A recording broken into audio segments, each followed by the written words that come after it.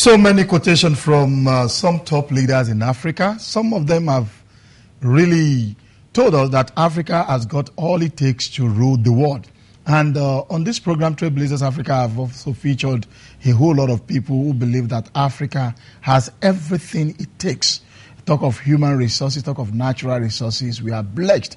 And we keep looking at the West and the East for investment. And today we have a lot of investors on the continent of Africa.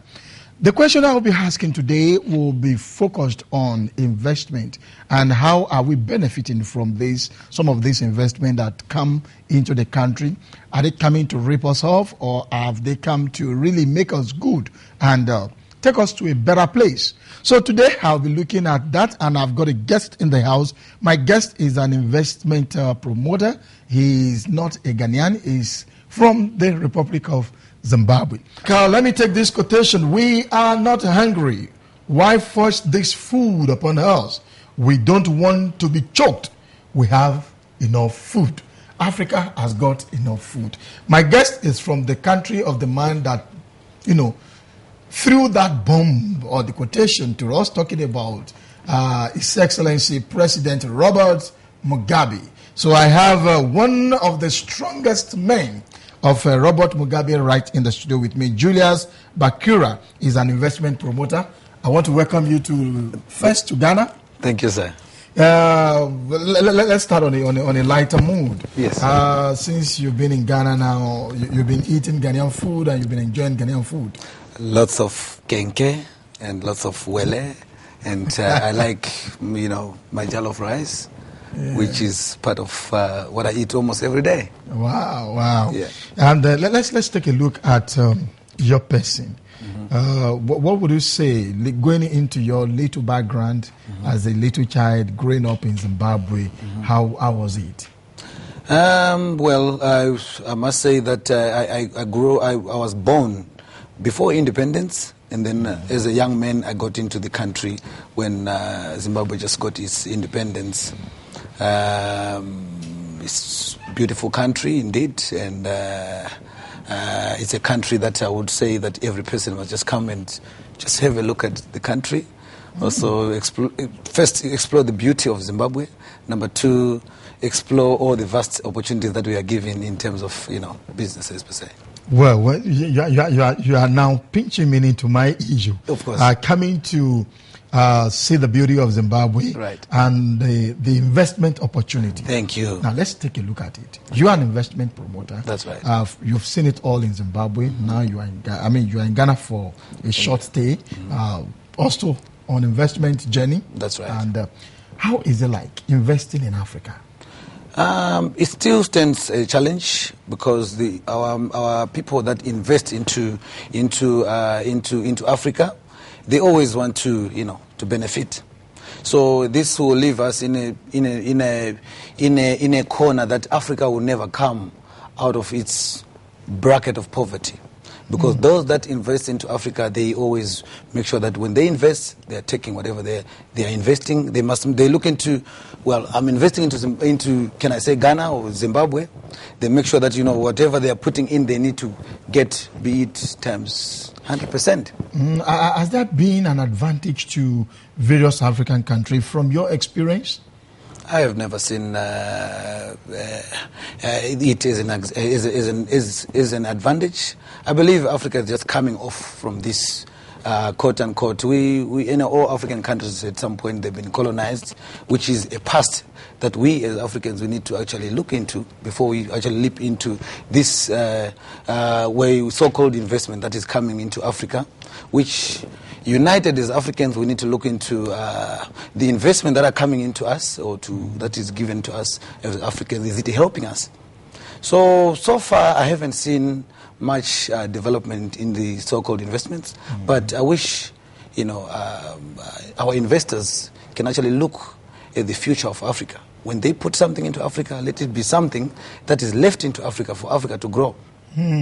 So as I've been going around, I haven't seen that kind of model, which is actually for Africans. Yeah, something lifting Africa and for Africa to grow. That is the statement from my guest, Julias Bhakira, who is an investment promoter all the way from Zimbabwe. Now, when you look about, we talk about lifting Africa.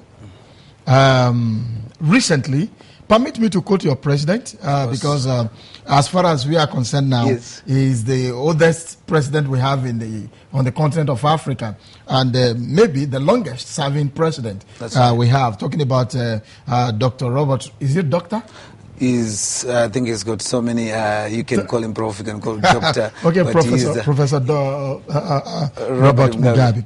He said in Brazil, and I want to quote him, yes, that Africa should think Africa. Mm-hmm. Would you say in terms of investment, are Africans thinking Africa? Africans thinking Africa, like for instance, mm-hmm, I come to Zimbabwe, right, I come to invest. Right. You move from your country, you come to Ghana, mm-hmm, to come and invest. Right. Are we really thinking Africa, or we are thinking East, West? Which is a very, very important, can I say, I don't know how can I term it, be it's a topic that is a heated topic of late, where Africa, we got this background of saying, when we make our money, it also goes with, we don't promote our own. Like now, I'm coming to Ghana, I'm looking at investment opportunities that I can put into an African country, whereas most of our people, when they get some money or they get an opportunity to invest elsewhere, they look Europe, they look in maybe America, Asia, or whatever the case is. Dubai, hotels, yeah. Of course. Most of our leaders, most of influential people, they believe in putting all their money into other countries where they believe it's more stable, instead of them actually taking the first step, come into their own country or go to the next African country, put your money there and make sure that you promote, in Africa that we want to live in. Mm. Because we are forgetting the fact that the people that look, let's talk of people who actually bring civilization. They have been doing whatever they are doing for their own countries. They would come and do stuff here, they colonize Africa, they take whatever money that they have, they will take it maybe back to Britain, or be it to Germany, or whatever the country is, but they will be promoting back home. So we don't do that. Instead of we take from Africa, we take it to Europe, or we take it to America, which is one thing that needs to be addressed to Africans. When they are in Africa, let them deal with African issues. Let them, fight out there to make sure that they bring everything into Africa. Now, whose responsibility is this to really, educate the people that, look, you must think Africa? I think it only starts from ourselves right here. Our mentality and what we need to tell ourselves. Like I said, myself personally, I only think Africa. When I am here, I'm here to promote Africa. Whatever I do, I make sure that, is it good for my country? Is it good for Africans? And, before I think of going anywhere else, I have to think of where I'm coming from. And within myself, within my brothers, and then our African brothers, how do we promote one another? I know we have things that we can do in Zimbabwe. Then there's things that can be done in Ghana, things that can be done in Nigeria, or anywhere else in Africa. We have everything. Africa, we have everything, and we must think Africa. Now, I like for us to look at your experience, bringing some of the... Have you been bringing some white guys to Africa for investment purposes? Of course, a lot. I'm here with investors who are coming to invest into Ghana. They've actually invested in Zimbabwe. I've been with them since last year. They've invested quite a large amount of money in Zimbabwe. And I'm here with them in Ghana. They've already invested, and they're also going to invest some more into Ghana. Now, what infrastructural benefit would they bring to us? Now, we are looking at just investing. Is it just to come invest, like you said, come here, make money, and take the money away? Are we really benefiting as Africans? Like, the people you said you are leading now, have they benefited from, have the Zimbabweans benefited from them, so that we can now use that as a case study that, coming to Ghana, they will also benefit, or they just rip us off? In Zimbabwe, thank thank God that God has provided us with a very good president who is a very good leader to us. We have a policy in Zimbabwe that says any investor who comes into Zimbabwe has to drop 51%. Majority of the shareholding into the country belongs to Zimbabweans. And you cannot come, when your investment is above 500,000 US dollar mark, already you need to have a local partner who owns 52% of your company, and then the rest will be owned, 48% belongs to the investor. Yeah. Yes, that's a policy that is actually working with our country. What we are looking at, we're saying that we need to empower our people. There's no point of saying, I have 10%, the investor have 90%. Of the 90%, he takes 90%. What does he think of? He's thinking of his country. But we want investors who come to Africa, they invest into a country, into an African country. They leave something for Africa, for an African country. Then with that, if you leave 52% of what you're doing in the country, you're taking 48% of what, then at least you are leaving a legacy in the country. You're not leaving, be it, I always refer to mining because most of my experience is into mining. You extract all the minerals of the country, you take all the money out of the country, you leave us with a little percentage. We are left with all these, to the rehabilitation programs to rehabilitate the land, and minerals are something that comes now. It has been buried here over maybe 500 million years ago, and you are taking it in the next 1 year, and it's gone. It's never coming back. There's no another 100 million years that is going to come to produce the same gold or the same diamonds. I see, so if we take 90% of that back to our countries, we are leaving our African countries with less 10% or 15%. You're not doing good for the future. What is our kids going to do? The world, Africa is not only for us. Africa is for our kids. What of the other generation that is to come that we don't even know about? We can be happy now with our investors, investor promotion, where investment is good for us now, but tomorrow, what is our kids going to have? What is the future like? What will happen to us when we all leave? That is the question my guest, Julias Bhakira, is asking on today's episode of Trailblazers Africa. And that tells me and you that we really need to work harder and ensure that we have a better future. We plan for a better future for the generation to come. Now, you said something about President Mugabe, and you said a good president, a good leader. May I ask a question? You are a Zimbabwean. Of course. The picture majority of people have about President Robert Mugabe is that he's a tyrant, he's a difficult man, he's not a good president. But if outsiders are complaining and the people within are not complaining, what is wrong? May I ask you, yes, what is the thinking? What are the Zimbabweans saying about the president? One day I was, it just came out of the blue. I was sitting with friends, and we were talking about the general feeling about the president. I was with actually my partners who I'm with here in Ghana. We were just going around Zimbabwe, exploring opportunities in the country. And the same question came. That I only hear it when I'm here in Europe, in other countries, that our president is a tyrant. I don't know about that, because if you look at the common Zimbabwean, every Zimbabwean believes in the president. I see. We share his goals. Whatever he's doing, a president is put by the people. He only conveys the message that is told by his people. He cannot rule himself. He is only taking the mandate of the Zimbabwean people. And trust me, it's only unfair to the person who has been affected to the issue. But if you are a Zimbabwean, you look back into history. That's how I praise the president, and I say, listen, if somebody has to do it, if the president didn't do what he has to do or what he's doing right now, I don't think somebody else is going to have the strength that he's going to do. That's why we always say as Zimbabwean that Mugabe is actually a blessing from God for the Zimbabwean people, because he stands for the Zimbabwean people. There are inequalities that were actually, inequalities of the past. We are talking of the likes of colonization, which I think most people they want to just brush off and say, look, that's the past. Let's just forget about it. Let's now move on. Yes, it's easier said than done. Whereby you are saying, look, we are forgetting about the past, and then let's move into the future. And then you need these issues of the land question, where most key things in business or key issues are never addressed, which is the land question, the businesses itself, the money itself, who is actually holding, who is actually having all this money, who is actually holding the land.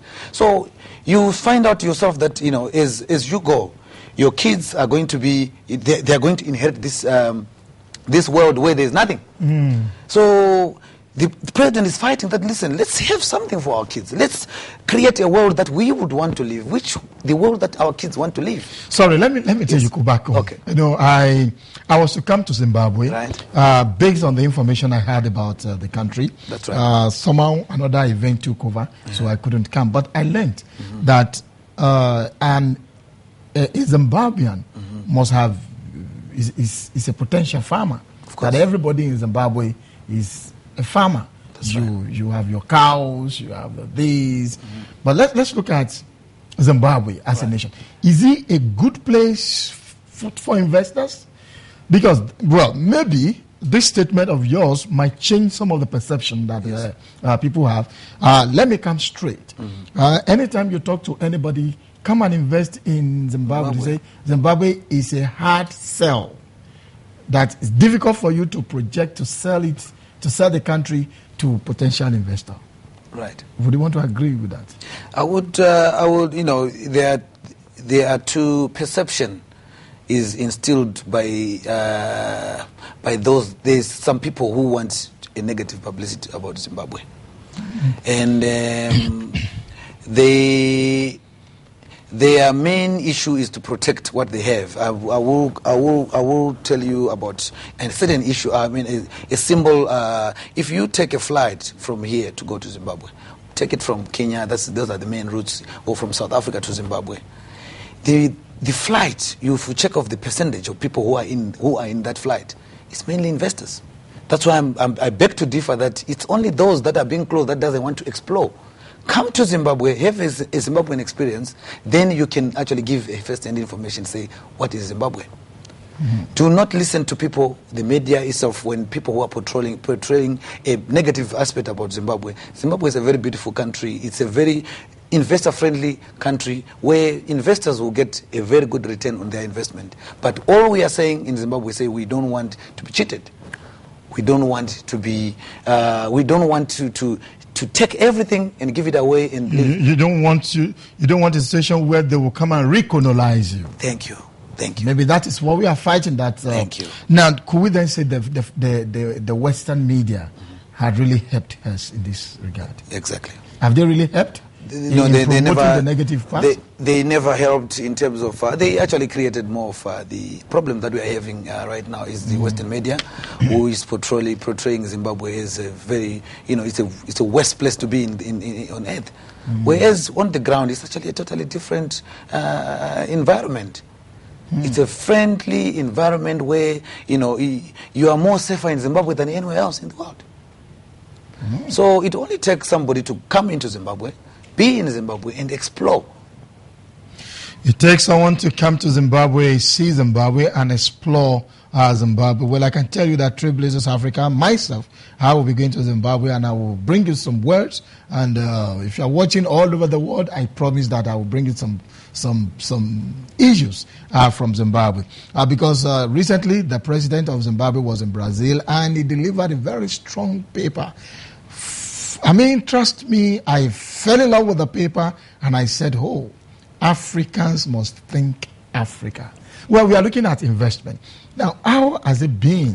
When you look at the people that you have taken to one country or the other for investment as a promoter, would you say that they are coming into that country has been of advantage, or people complain about what they have come to do?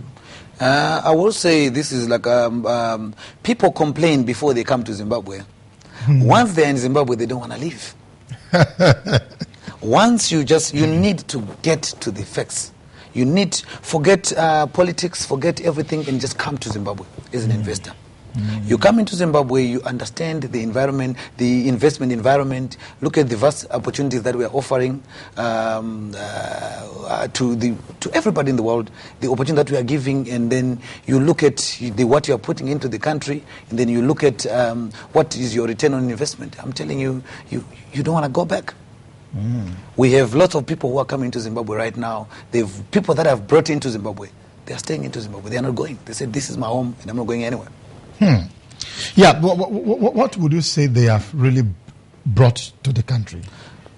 Have they, in terms of infrastructure? Because I know some investors, they will come to the environment. If there are no roads, they try to do some roads. Let me be direct to you. Yes. Has any of your investors, be it in Zimbabwe or in Ghana, been able to do such? In terms of infrastructural development of the area where they are operating from. It's actually, this is like I said, it's a policy, it's a structure that we put in place. An investor needs to come in and then follow those. As we promote investment in Zimbabwe, we are thinking of the people of Zimbabwe. And when we say in Zimbabwe, it's a scenario where you have a 48, 52% or 51, 49% shareholding structure. Of that shareholding structure, there is a chunk which goes to the community. That's for the construction of the roads, school building, you name, health and just a number of things. I wouldn't push them all off my head, but it's well patched. It's backed by agreement with the investors as well, who also need to agree. Say, listen, we are putting 20% to the community. I'm taking 30%. You are taking, and then I'm taking 21%. You are taking 31%. 20% goes to the community. You are taking 48%. So it's shared. As you are growing in business, our communities are growing. Us as business people, we are also growing. So it's a 50-50.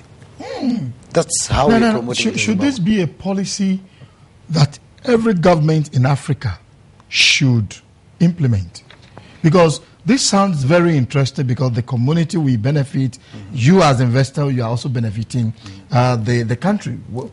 Everybody. It's a win-win for everybody. For everybody, yes. Now, should that be the policy that every country must take cognizance of and go ahead and say, look, this is what we want to implement? Moses, this is if it is my way, I would say that every African country must actually look into this. What we're doing is also we need to make our investors feel comfortable. Why are we doing this? We are saying that let's create an Africa that we want to live in together. Let's not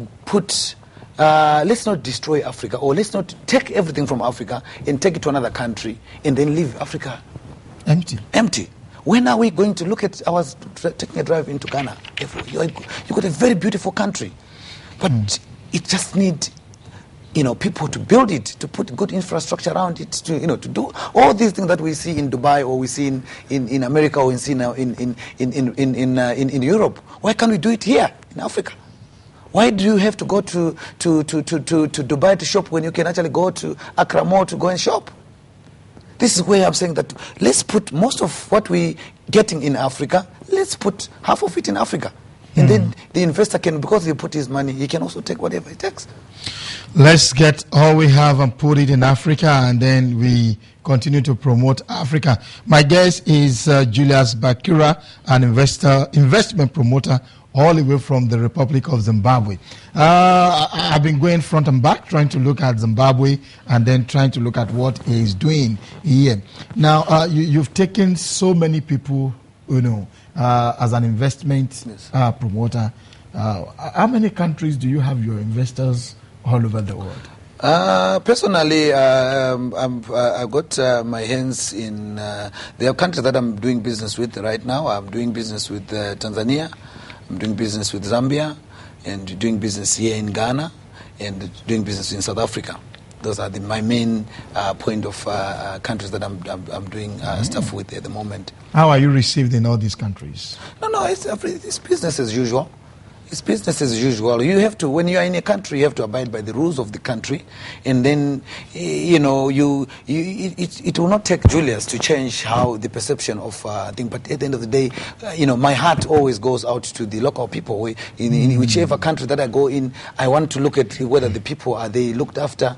Is whatever we are doing, is it this good for the country? What are the local business people of that country? Are they benefiting from this joint venture that will be having? Those are things that I always look at. But sometimes, every investment demands a different approach. Every investor and investment demands a different approach. There was a time, I think it was the governor, one governor from your country. Oh, yes. Came here. That's right. I have hosted about 3 people from your country. That's right. I've hosted the governor. I've hosted the prime minister, the deputy prime minister, Professor Mutambara. He was even here with me about 3-4 weeks ago. Okay. And the statement they made, I want to find out from you, yes, that in Zimbabwe, you are no more looking at the West. You are going to the East. What is in the East?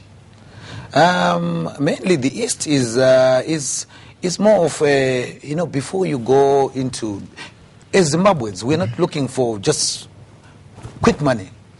We eat now, and we're looking for, number one, we need good relations. If a relation or an investor is a person that we are, before I don't need to check my back when I'm doing business with you. I must say, I'm sitting here with Moses. He's going to be my partner. He will look. He's got my best interest at heart, which is the West. The West has failed to, of late, our relations has not been. Talking about the Asia, the Chinese. So that is where Zimbabwe is looking up to now. We are looking at that. They've been supporting us. They've been supporting us, and they've been, our friends. They've been, in times of need, they've been there.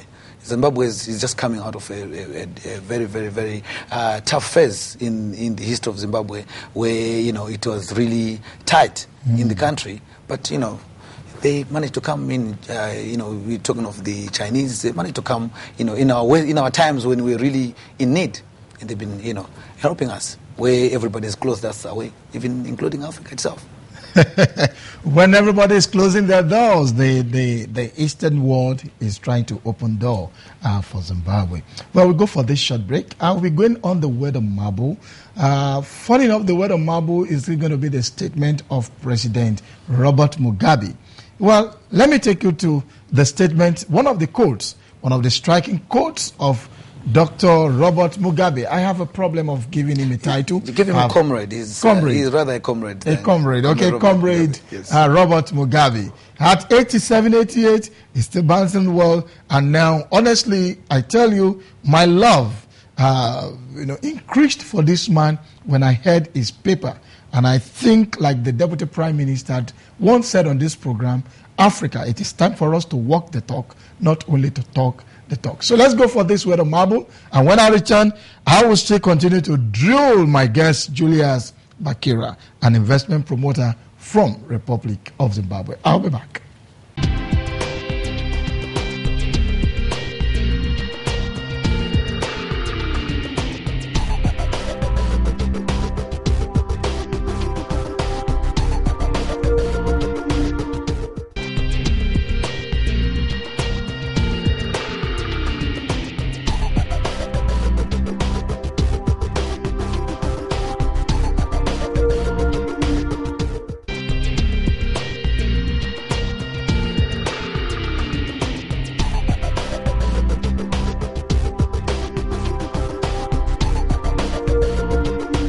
Welcome back. That was another striking statement from President Mugabe. Also talking about Africa, we need to really think Africa. We need to look Africa, dream Africa, talk Africa. Wherever you are watching this program, all over the world, all I do is to celebrate Africa and Africans that are doing well. It doesn't matter your age, it doesn't matter your background, it doesn't matter what you do. I'm not looking at even the money you have in your pocket, but we are looking at what contribution are you making. Well, Julias Bhakira is one man who has been attracting investors from other, well, I'll find out from him now, maybe only from Asia or all over the world to Africa, just because He desires the development of Africa. I'd like to welcome you back to Trailblazers Africa. Thank you. Now, what is your interest in investing, in bringing these investors to Africa?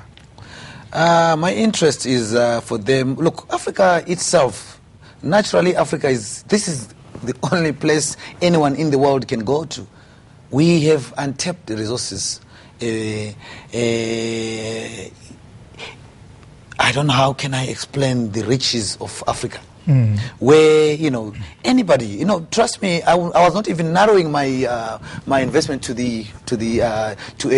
one party. I'm saying the whole world actually should need to come to Africa and invest into Africa. Yes, I was I was only going with the president's statement that says look, East policy, which if you close us from the west or from wherever, there are other people who want to come in. So, but at the moment, really, I'm dealing with people from Europe. The investors that I'm dealing with, they are from Italy, and I'm also got investors from Germany who I'm actually doing business with here in Ghana, and they are also my partners in Zimbabwe. So we are not really looking. We are looking for people with an intention to build Africa. Right intention. Yes, right intention. Their heart is to say, I'm worried about these people, the people of Africa. What can I do for them? How do I put my investment with them so that they can also benefit and then we can also benefit? The problem has always been this 5-letter word, T-R-U-S-T, trust. Trust, yes. We find it difficult to trust. Let me also quote the president, Mugabe. Yes. He said, the only white man you can trust is a dead white man. I will beg to differ on that. We got lots of white friends, lots of white friends with good intentions. Okay. And I would say that statement, it means a lot. Maybe he was also looking at some people. In every 12 there must be a Judas. That's right. Maybe the Judas is the one that influenced informed this quote. Now, but let's look at how trustworthy are these people that you said you bring to Africa to invest in Africa? How trustworthy? They have, I will say, Moses, these people that the one thing that I do before I go in with an investor, yes, we need good people who come with sound investment, and then we look at their intention. And are they here to promote Africa? And are they with good intention? That is a personal thing. As we talk, I have always raised my how I feel about things, how I look at things. And for them to come with me, it means that they're actually agreeing to what I believe in. And then what us as Zimbabweans and the majority of us who actually believe that Africa must come first when we are. It's a give and take situation. You are bringing your money so that you can also benefit. We are giving you what we are giving in Africa so that we can also benefit from it. It's not that we want to live today, we enjoy today, and then you can take everything. No. Now, would you want to say that Africa should open their door for some of these investors, or we should close? No. We have to open. It's a dialogue. Let's make them understand. Some people, they come, they don't understand. They know that this has been set up by their forefathers back in the years where Africa has been enduring all these years of colonization, and these rules have been set. That's the belief that they have, that an African man doesn't need anything. If you bring a white man here in the city as a black man, he will always say, listen, I have to take 75% or 80%. It's also in our own mind as blacks. We see a white man as a more of a better person than us Africans. And you actually can open up doors for him than you open for your own African brother. This is it's just a mindset. So we need to work hard to change. Yeah, let's take a look at some of the challenges from your experience. Zimbabwe, Ghana, Zambia, South Africa, Tanzania you mentioned. What have you identified as serious challenges that has been affecting investment development? I would say also us as Africans, we got also a little bit of contribution towards our corruption. And it's one thing that is really destroying Africa. And as much as we can talk the likes of good leadership who would want Africa to grow, but our corrupt mentality as Africans, it's really something that is of concern to me. And there is a potential to grow, but Africa still have to do lots of work. Potential to grow, but Africa has to do a lot of work, and corruption is one major problem that you have identified. Now, where do we push this corruption to? Is it the quarter of the people in government, or even the followers? Who is actually championing the corruption? It's always it always comes from. It's a mixture of you look into a number of things. We cannot narrow it to one person. But if one person is more like an egg, once it's or your fruit becomes rotten, it can always mess the rest of the fruits. So we got lots of work to do. It can be one person from the top who gets corrupted, and then they mess everything up for Africa. And if we are trying to put a scenario whereby we say, listen, we are doing things for Africa. Let's look at Africa first. And then somebody says, listen, me, I'm not worried about Africa. I'm worried about myself and my own person. Then it becomes, the whole thing won't work. We need to work together. Inside our hearts, say, listen, we are doing everything we're doing it for Africa. Whatever we are doing, we must have in mind that we are doing it for Africa. But let's, How can we get true investors? Are some of them really truthful in coming, or they have the idea that, look, let's just go there, deceive them for like 1 or 2 years and begin to exploit them? Can we get true investors? Have you been getting true ones? Of course, a lot. They have been true investors, but like I say, that if for everybody, for one to come, there is something for that person. So as much as there is this, deep-rooted, with the investor, they believe that when they go to Africa, they need to get 200%. And right now, if we look at Europe, look at these problems there. There's nothing happening. Anything that you can think of is happening in Africa. And at the same, we as Africans, we now need to use this opportunity where, there's this economic meltdown all over the world, but people are running to Africa because they know that they can make it in Africa. They can do it. We've got so many things to offer in Africa. We need to use this chance, but let's do it right. Let's make sure that people understand. Let's not just agree to agree when we know that, look, in this agreement, I'm not happy. Make it right. Just tell somebody that, listen, I want you to do something. When you live here, I must benefit, you must benefit. I'm giving you my land, you are bringing in your money. So it's a 50-50 basis. How are the locals been reacting to some of your investors? Talking about looking at Zambia, Tanzania, you are not from those countries. Yes. In Ghana, you are not from there. Exactly. But how are the locals accepting some of the ideas that you... You mean when I come... The indigents, yeah. You mean in other countries like here? No. In Ghana or in Tanzania or wherever I go, to be honest, I'll be following business opportunities where I would want, as an African, I'll put my energy into an African country. I'm not here to try and change how people think or how they but it's more of the little that I would do. I would not accept when I'm involved in a transaction within an African country to get a transaction where an African businessman or an African community is being exploited. That's where I only come in to fight. But there are policies of Ghana which is maybe free for all, where the policies of the country need to be followed. So my message will only be, whatever we are doing, let's do it right. Are the policies encouraging? Are the policies aligned for investment in some of these countries? Yes, most of them. Even Ghana, it offers a very friendly, investment environment for every investor. As much as you were saying now, we're talking of the percentage of people that, if you hear Zimbabwe, you have a flag that says, "Don't go." If you hear Ghana, you say, "Look, I'm going." Which is, more people, they are coming here. It's more friendly than other countries. Well, like I did promise you that today I want to look at the world of investment. We want to be looking at how people can come to invest in Africa, but we don't want people that will come and invest in our country and want to sell us. Some people will come, they want to take everything that belongs to you. And Julias Bhakira, he is a Zimbabwe, and he's been doing a whole lot in this area. Of course, in my own word, I would say this is a trailblazer who doesn't just have the love of his country alone. He's also looking at how other African countries will develop. I want to say a big kudos for that which you are doing. But before I will allow you go, I will still want to ask some few other questions, because when you look at some of these white guys, yes, permit my word, of course, they seem to know it more than some of us.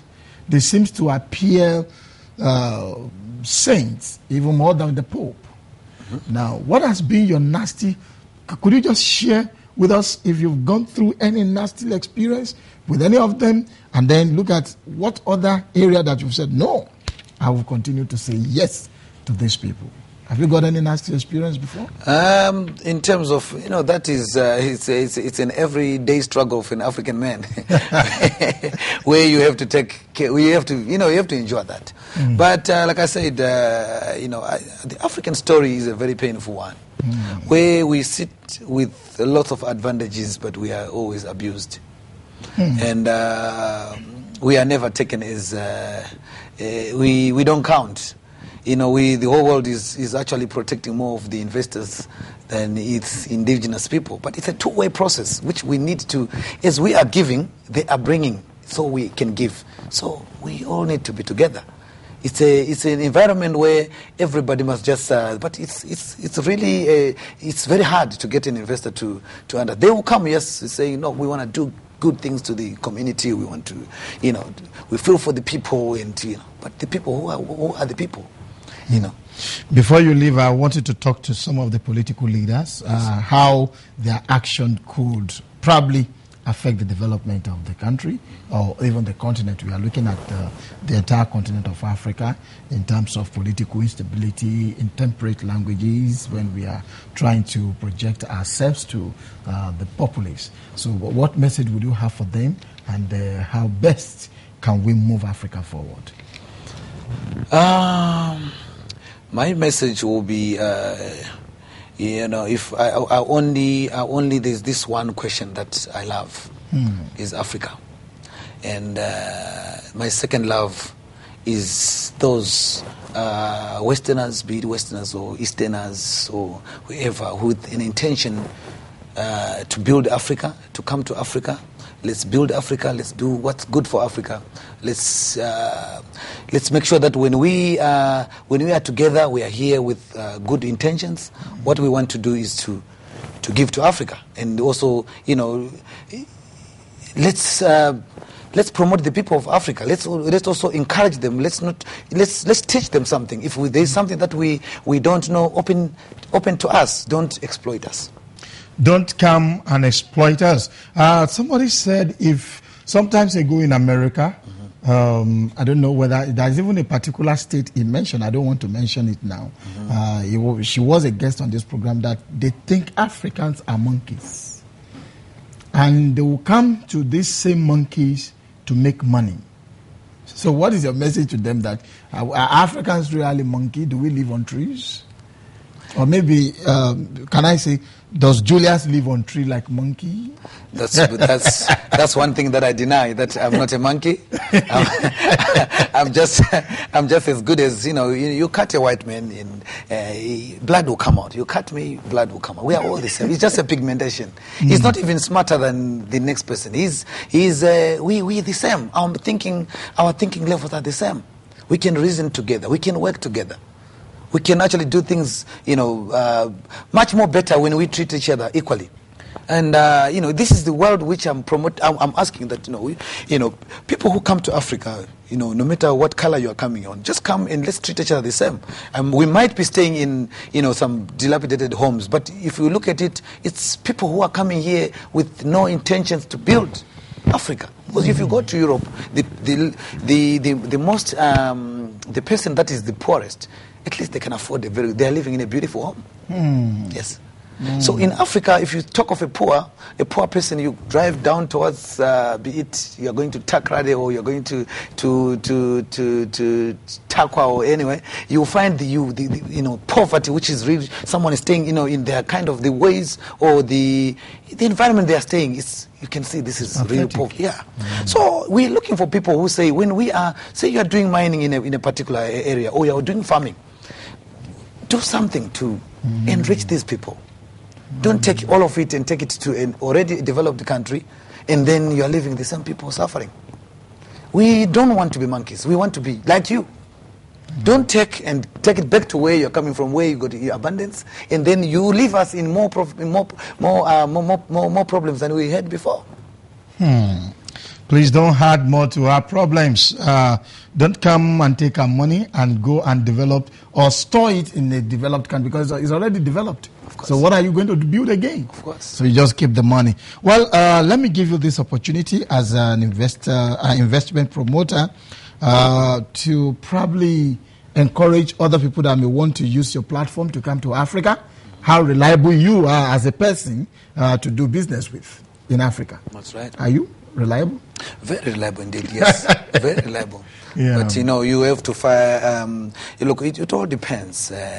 I'm a business. I'm an entrepreneur in mining. I promote mainly mining and then value addition. That's what I promote, and I'm also here as I'm here. I'm busy trying to putting structures where we can actually add value to products that we say we are mining gold. We don't have to take it to Dubai for it to be refined, for instance, or to try and say, why can't we do it here in Ghana, where people will come even to do jewelry manufacturing here in Ghana. Yes, for instance, we are doing the same thing in Zimbabwe. I'm doing diamond and cutting and polishing of diamonds. We're saying we are mining our diamonds. Why can't we actually cut and polish it here in Zimbabwe? Why can't we also get people to come and say we are going to buy a finished product in Zimbabwe?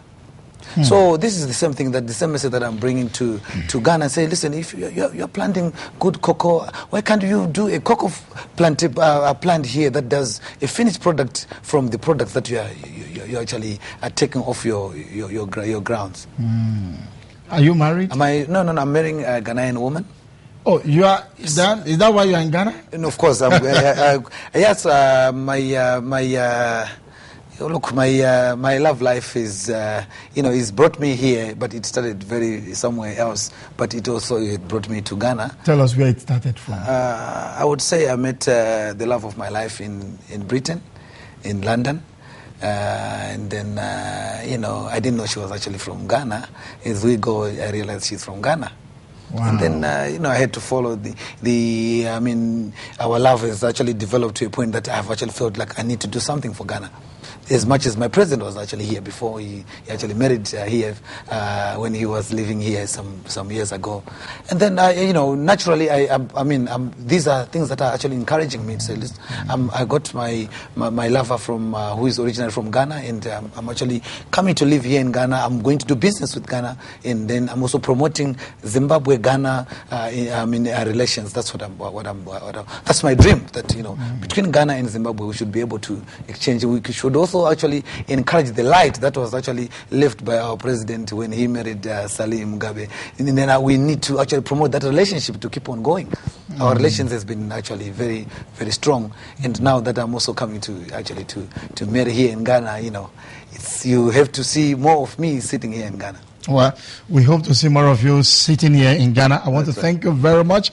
And I've been speaking with Julias Bhakira. He's an entrepreneur and investment promoter from the Republic of Zimbabwe. So many people ask, why do you like bringing a lot of people from Zimbabwe? And I said to them, Zimbabwe is one country that, I've come to like. Even if I've not been there, I will be going there very, very shortly. And I will bring you some of the clips of the beautiful place. As Julius has described, not only him, when the Deputy Prime Minister came here, he also said the same thing about Zimbabwe. I want to thank you very much, and I want to wish you all well. All you are doing for Africa, God will continue to lift you and bless you. And when you want to get the investor, make sure you get the good ones that will not rip us off. Thank you. I want you to promise my viewers that the ones you will bring will not be the one that will put us in trouble. That is very true indeed. People that I will bring to, actually that I've already been bringing to Ghana, these are people that has been grilled. We have grilled them from Zimbabwe, and we are actually bringing them here to Ghana. They know what is it to be in Africa and to invest in Africa. They are here to promote the African dream, which is to make sure that our African people, they come from their poverty-stricken backgrounds to a better future for our kids and for ourselves who are actually participating in this struggle to make sure that we live in a better Africa. Yes, we live in a better Africa. By the grace of God, next week I'll be featuring another Trailblazers Africa. This is a trailblazer all the way from Zimbabwe, trying to ensure that investment, there's development in Africa. If you also have interest in doing something, the area you are, where you are investing, whatever you can do to assist that environment, will go a long way. Thank you very much for coming on Trailblazers Africa. Thank you. I wish you all the best in Ghana, and of course, in regards to your Ghanaian wife. Thank you. And well, because you are married to a Ghanaian, then you are partly Ghanaian. I am Ghanaian.